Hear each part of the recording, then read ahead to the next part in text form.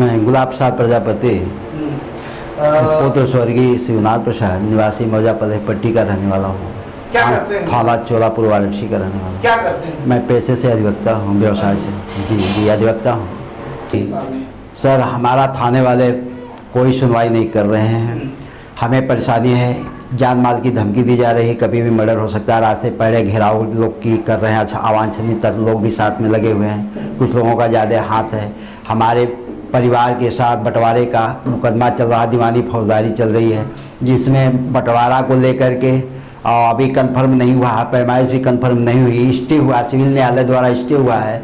और स्टे के अलावा भी यशो साहब गलदोते रहे हमसे, 1 घंटे बहस किए कि कोई स्टे नहीं है, आप क्यों स्टे बताते हैं। उन सबों को जोतने दीजिए, सब खाए बिना मर जाते हैं, ज़बरदस्ती जोतवाना चाहते हैं।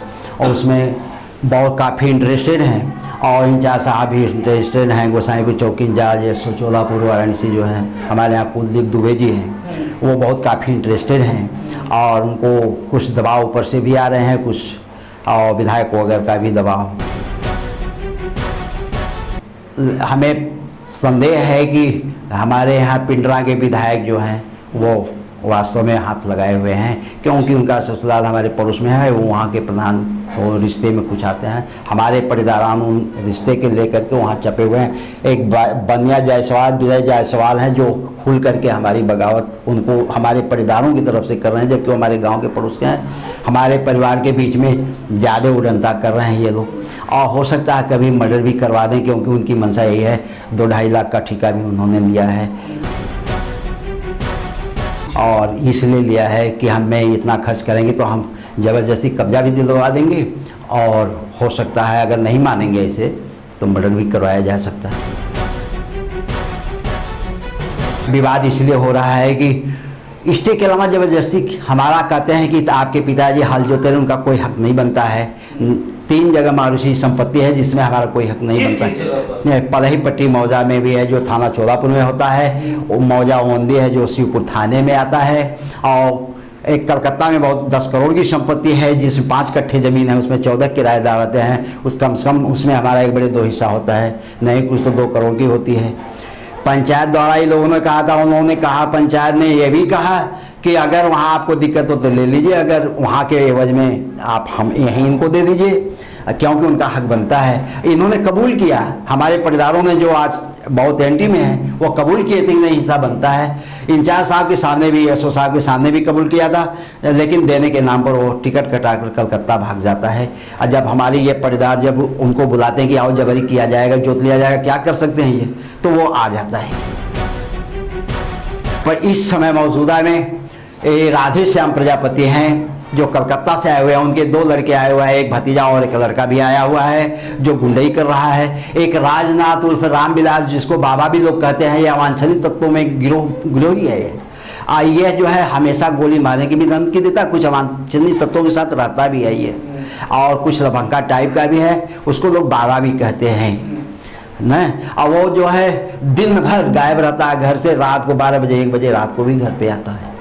कहाँ रहता है कुछ पता नहीं। ये गिरोही है, ये घूमता रहता है, ये कब आता है, कब सोता है, कब जागता है, कब जाता है। एक बार अपने सामने कट्टा भी लिया था इसने, और उसको जब पुलिस को हमने फोन किया तो कट्टा फेंक कर भाग गया था। इसकी जांच इंक्वायरी हुई थी, इसके साथ 3-4 केस, 5-6 ठोक केस था।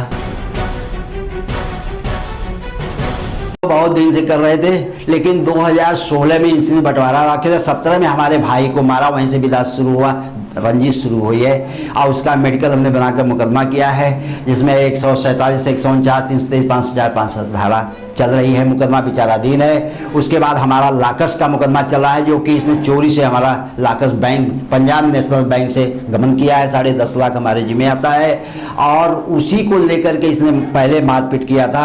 उसके बाद अभी हाल में परसों 22 तारीख को हमारी वही मामला लेकर हमारी पत्नी का मोबाइल ललकार के छुड़वाए। सब चारों थे, जितने लोग थे मुलजिम सब थे, और उसमें एक सुललन करके है जो वह उसका लड़का भी उपद्रव किया हुआ है, उसका नाम दिग्दर्शन है। वह पहले कंपनी में नौकरी करता है, लेकिन अब कहता है कि हम वकालत करेंगे, अब इनको होर कर देंगे और जान से भी मरवा देंगे, अगर ऐसे नहीं मानते हैं तो जान से भी मरवा देंगे।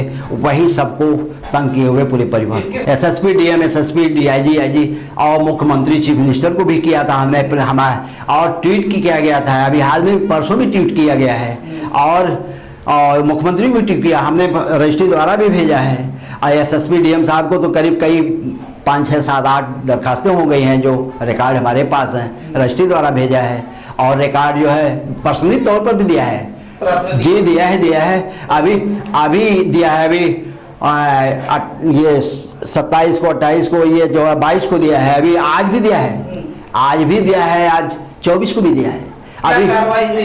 अभी तक कुछ नहीं, केवल यह आश्वासन दिया गया है। और एसएसपी साहब के यहाँ इंचार्ज साहब बैठे थे, वो एसएसपी साहब नहीं थे, तो इंचार्ज साहब ने कहा है कि वकील साहब मैं आदर्श करती हूँ और आप जाकर देख लिए थाने पर। इसके पहले जब एसएसपी साहब को मैंने किया था, कुलकर्णी साहब के ज़माने में भी किया था, प्रभाकर जी के ज़माने में ये चौधरी साहब थे, उनको भी हमने किया था, तो उन्होंने आश्वासन दिया जाकर यशो साहब से मिल लीजिए। अधिवक्ता समाज को हमने फेसबुक दिया है, तो वो हमारे साथ हैं, वो कहते हैं कि नहीं ज्यादती हो रही है और इस पर विचार किया जाना आवश्यक है। बहुत से लोग हमारे पक्ष में, एक बार ऐसा ही जाति किए थे तो हमारे अध्यक्ष महामंत्री सब लोग पहुंचे थे एसएसपी साहब कुलकर्णी के सामने, तो उन्होंने ऐसा जो कहा, तलब किया था एसएसओ साहब को। और ये अभी नई नियुक्ति है जो कुलदीप दुबे जी की, ये खुल करके हमारे एनटी में विरोध कर जी दिए हैं। अभी तो आज भी देकर उस दिन भी दिए थे, हमने दे दिया है दरखास्त जो है, उसमें सब दिया गया, अभी उनके सामने इनको भी दिया था। मैं मीडिया के माध्यम से यह कहना चाहता हूं कि मेरी हमारे परिवार की जान की सुरक्षा भी करें सर, हमारा हक जो है दिलाया जाए। और सबसे बड़ी महत्वपूर्ण बात है कि साहब इन लोगों को जो है शांति व्यवस्था के लिए बाउंड किया जाए और छानबीन और तफ्तीश किया जाए, मुकदमा दर्ज किया जाए। हम तो ये भी चाहते हैं कि मुकदमा दर्ज किया जाए, अभी मेडिकल हमने जो कराया उसके आधार पर किया जाए, और जो पहले कहा है उसको भी किया जाए। सारे मुकदमे विचाराधीन चल रहे हैं, जो उसके अलावा भी हमने अभी जो परसों 22 तारीख को घटना घटी है, उसके बाबत भी हम FIR चाहते हैं दर्ज किए जाए। अब मेरी पत्नी को मारा गया है, मेडिकल बना, उसका भी दर्ज किया जाए।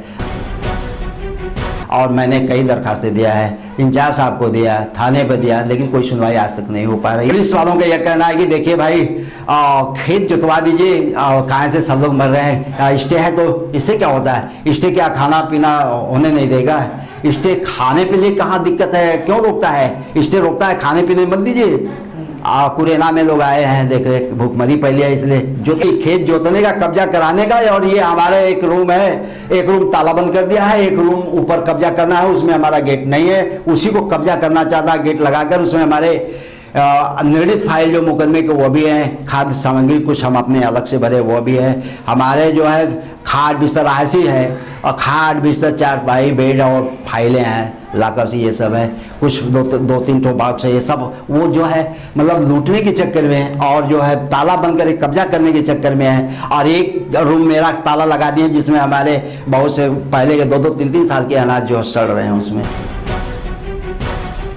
हमको जाने नहीं देते। उसमें देवतान भी है जिसमें पूजा नहीं करने देते हैं। ये इंचार्ज साहब ने कहा है कि अगर नहीं करने देते तो आप मंदिर पर क्यों नहीं चले जाते हैं, पूजा करने के बहुत बड़े पुजारी हैं, तो मंदिर पर चले जाए। तो मैं अपने पलईपट्टी मंदिर पर जाता हूँ पूजा।